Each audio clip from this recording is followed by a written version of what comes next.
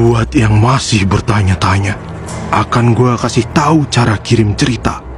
Tuliskan cerita kalian dan kirim ke email kita. Kalau sudah, tunggulah balasan dari kami.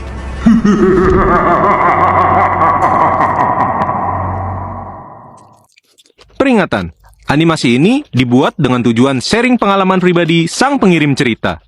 Dimohon untuk menghargai cerita tanpa menyudutkan beberapa pihak. Selamat menonton. Hola amigas, sederek sedoyo. Nama gue Raras. Gue anak bungsu dari 2 bersaudara. Kakak perempuan gue namanya Siti. Zodiak gue, gak percaya kalau zodiak mah. Kalau primbon baru deh gue percaya. Dah lah, lupain aja ya omongan gak jelas gue barusan. FYI, gue dari Bandung loh. Iya, meskipun masuknya daerah pedesaan sih. Sorry banget nih buat cogan-cogan di luar sana. Gue dan kakak gue udah berumah tangga. Kakak gue udah punya anak 1. Umurnya baru 5 tahun. Kalau gue kebetulan baru 1 tahun ini nikah. Bapak gue cuman pedagang tape. Kalau mama cuman Director of House Management, alias ibu rumah tangga. Yang kadang mama bantuin bapak bikin tape juga. Oke, back to the topic. Meskipun bapak cuman pedagang tape, jujur saat itu kita ngerasa bener-bener berkecukupan. Tapi waktu tahun 2021, pertengahan usaha bapak yang lagi bagus-bagusnya, tiba-tiba anjlok seanjlok-anjloknya. Tapi bapak sering busuk, belatungan, dan gak mateng-mateng. Bahkan dagangannya susah laku anjir. Awalnya sih gue sekeluarga masih berpikir positif ya. Ya mungkin ada yang salah pas lagi buat HP-nya. Cuman ya gitu deh. Kalau dipikir-pikir agak aneh sih. Mama sama bapak kan juga bukan anak kemarin sore yang baru buat tape.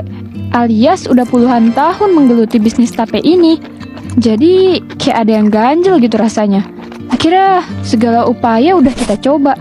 Mulai dari pemilihan singkong yang oke, bersihinnya yang bener-bener diperhatiin, bahkan cara pembuatannya juga diubah. Tetep aja hasilnya zong.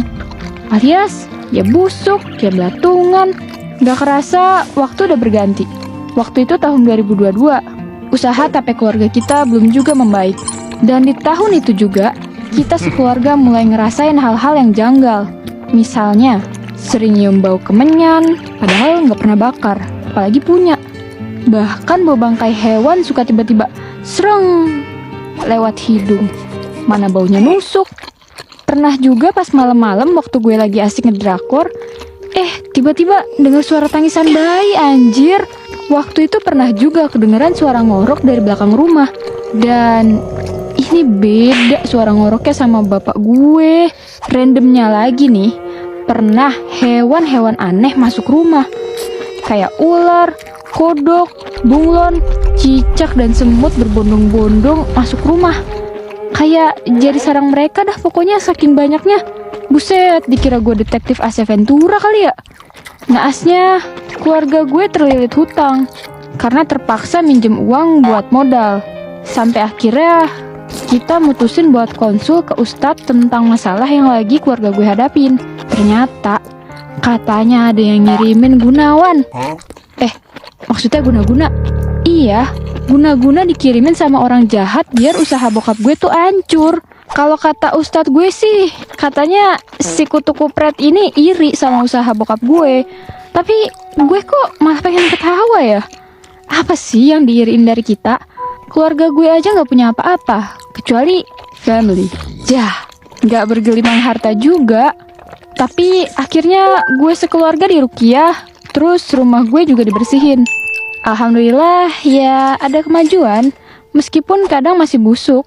Tapi seenggaknya nggak sesering waktu itu. Sampai akhirnya di tahun 2023 gue mau nikah. Tapi hari ke-7 menuju hari pernikahan, tiba-tiba gue gatel-gatel. Alhasil sibuk ke dokter sana-sini. Katanya sih alergi. Tapi beberapa bulan setelah nikah, gue masih sering gatel-gatel. Cenderung lebih parah. Bahkan rusak semua tubuh gue karena digaruk.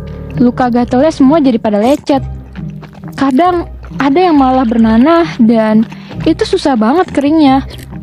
Kacaunya lagi, bapak sama mama ikut gatel-gatel juga. Apalagi bapak lukanya lebih parah dari gue. sampai dalam gitu. Keanehan gak berhenti di sini aja. Lebih parahnya, banyak banget ulet yang masuk rumah. Ada di kamar mandi, dapur, ruang tengah. Selalu ada aja ulet. Ini mah bukan fenomena alam atau alergi lagi, woi. Akhirnya karena pengobatan medis gak menghasilkan apapun dan malah bikin jebol dompet, kita coba lagi ke Ustadz.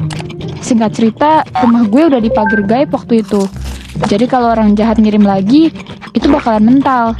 Terus gue sekeluarga pantang banget nerima makanan dari orang luar. Takutnya ditempelin kiriman jahat di dalamnya. Nah, puncak ujian kami itu di tahun 2024. Ya sebenarnya itu sekarang-sekarang ini. Waktu itu bapak udah nggak jualan tape. Karena ia masih rugi juga. Meskipun udah nggak busuk, tapi entah kenapa sering kurang kiloannya. Ya kalau sekilo 2 kilo masih masuk akal. Karena kalau tape keluar air kan. Tapi ini kurangnya sampai 7 kilo, 8 kilo, bahkan 10 kilo. Sedangkan kalau 10 kilo dikali 10 ribu, itu kita udah rugi 100 ribu. Ya akhirnya bapak milih gak jualan lagi. Kalau kata anak muda mah, bapak gue udah gak mood dagang tape. Akhirnya bapak milih jualan buah yang dibeli dari pasar. Alhamdulillah lancar banget. Waktu itu bapak jadi sering pulang cepet. Tapi pas bulan April, gue yang baru pulang dari kebun, kaget bukan main rasanya. Kayak disamber geledek di siang bolong. Karena ada dari pihak desa yang telepon. Katanya bapak ada masalah di pasar dan digebukin sama orang-orang pasar. Ya gue bingung dong. Selama ini bapak gue bukan tipikal orang yang nyari masalah. Kalian tahu, bapak gue difitnah hanya karena jaketnya sama orang yang maling buah dari salah satu toko. Dan ada orang yang gak tahu diri yang main teriak aja kalau bapak tuh malingnya. Ya namanya juga di pasar, tanpa tahu kebenarannya bapak langsung dikoyok lah. Ya Allah, gue bener-bener gak tega dengernya. Tapi untungnya bapak ditolongin salah satu preman pasar dan dibawa ke Polres. Terus waktu dijemput, polisinya sendiri langsung bilang kalau bapak tuh sebenarnya gak salah. Cuman ada kesalahpahaman aja saat itu. Lah anjir, tapi bapak gue udah bonyok begini pakai acara salah paham. Gede banget bawaannya, pengen gue kamehameha tuh tukang fitnahnya. Tapi ya udahlah ya, namanya juga musibah.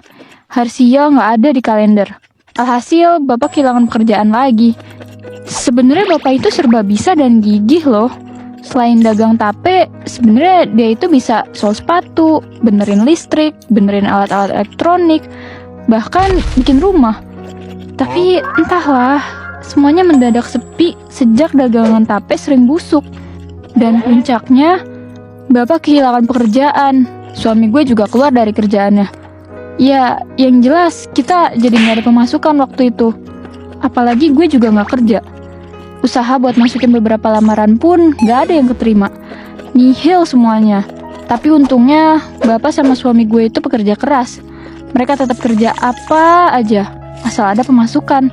Meskipun 3 tahun ini terasa berat buat kita, tapi dengan kita bisa saling gandeng dan saling menguatkan, rasanya udah cukup sih. Gue bangga dikelilingi orang yang hebat dan kuat secara prinsip, iman, bahkan mentalitas. Apalagi niatnya ngirim guna-guna juga bukan cuma buat ngancurin usaha keluarga kita aja, tapi juga bikin kita jadi gak betah di rumah. Makanya dikirimin teror-teror aneh. Bahkan kalau lagi nginep, ponakan gue juga diganggu, kayak diliatin macam-macam hantu. Gue yakin nih, kalau Ghostbuster kesini mah panen mereka. Ngerinya lagi, pernah waktu itu sampai ponakan gue nyaris kehabisan nafas kayak dicekik gitu. Dan ada bekas tangan gue di lehernya. Terus pernah demam dan keluarkan darah dari hidung. Dan akhirnya dia jadi gak mau lagi tuh ke rumah gue karena takut. Dengar-dengar sih orang jahat ini katanya dia itu pengen milikin tanah yang dibangun sama mamah dan bapak gue. Tapi sama kakek gue malah tanah dan rumah ini dikasih ke mama. Meskipun semua dapat bagian, tapi ya gitulah, namanya juga manusia. Apalagi niatnya bikin keluarga kita hancur. Asal kalian tahu aja nih, kalau keluarga kita nggak kuat-kuat hadapin cobaan itu, mungkin keluarga gue udah hancur. Karena semua yang terjadi bikin mama sama bapak jadi sering cekcok. Beh, Bawaannya kayak mau perang dunia dah kalau ribut. Tapi apapun yang terjadi sama kita, pasti ada hikmah di baliknya. Gue cuma minta doanya ya dari kalian. Semoga kesehatan dan keadaan keluarga gue membaik seperti sedia kala. Dan doain juga orang yang udah bikin keluarga gue kayak gini, biar cepet sadar sama kelakuannya. Amin. Stop berbuat jahat, karena Tuhan Maha Tahu. Suatu saat pasti akan dibalas. Menarik. Jadi, apakah kalian yakin sedang menonton ini sendirian? Jika kalian suka, bisa klik like, komen, dan subscribe channel Gua Punya Cerita.